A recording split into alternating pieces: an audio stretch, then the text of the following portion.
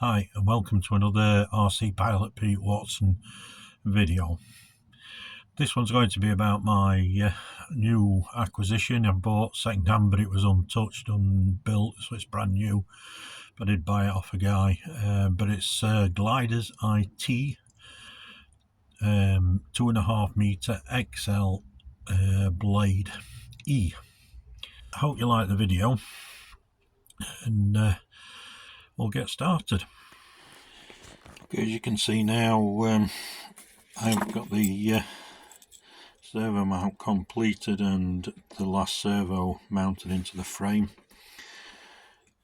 My next step will be to cut this down a little bit and reduce the size so I can get it into the opening on the wing. I like to do this while the servo's on, but obviously got to be very careful of the wires that you don't cut those.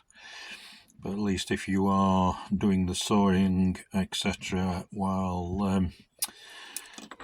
the servo's in, you can actually see the shape that you want. Like this one here, you can see it's now cut very close to the servo, but it's still got the mounting lugs around.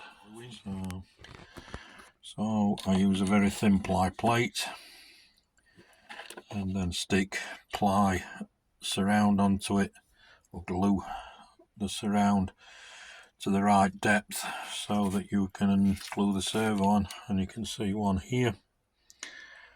I've got it now, so it's just a perfect fit, and the plate will be mounted, or the servo screwed on, and then the plate will be the whole mechanism will be glued into the wing.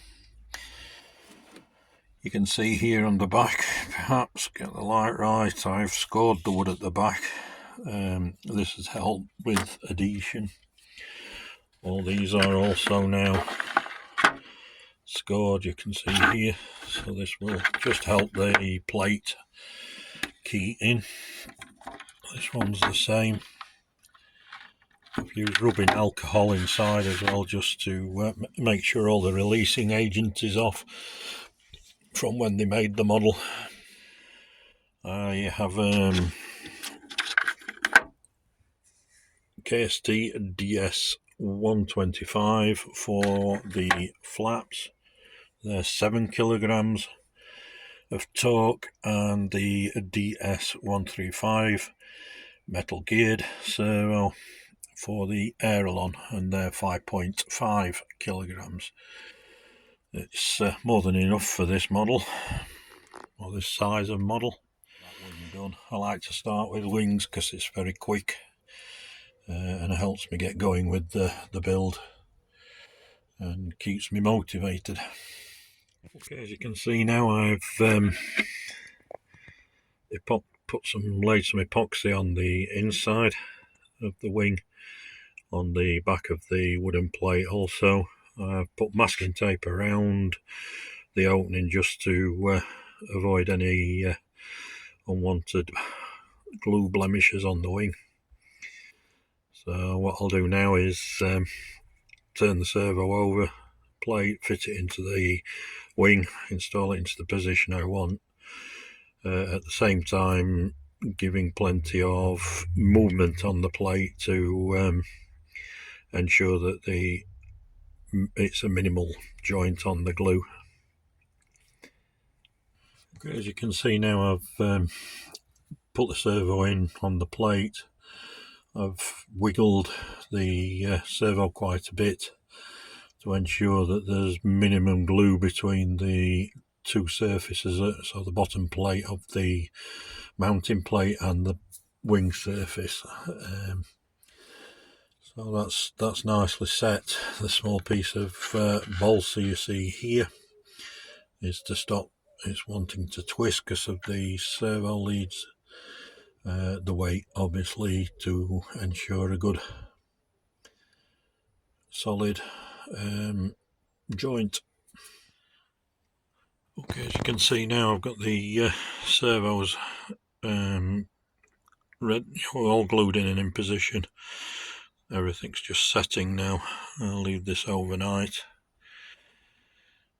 As I said earlier, this small piece of bolster is to stop the servos twisting, or the servo twisting, and you can see on this one the bolster at the back. What this one was wanting to do was move that way, so I've just put those on to stop it moving back, and it's braced against the brass weight there. Okay, as you can see now, I've completed the servos mounting and fixing. You can see here the horn, and the servo's fully accessible on its screws, so I can take it out and service it if required. That was the aileron. This is the flat one. I'll have to just take away a little bit of the edge there for access to the screws, but until I need to take it away, I shall leave it as it is. So my next job is to put the servo covers on, as you can see there, and then this wing is complete, and this is the right wing, and I've already completed the left wing. So basically the wings are completed after these steps. Okay, as you can see now, I've completed all together. I do like just to tape my servo covers on, that just gives better access for service.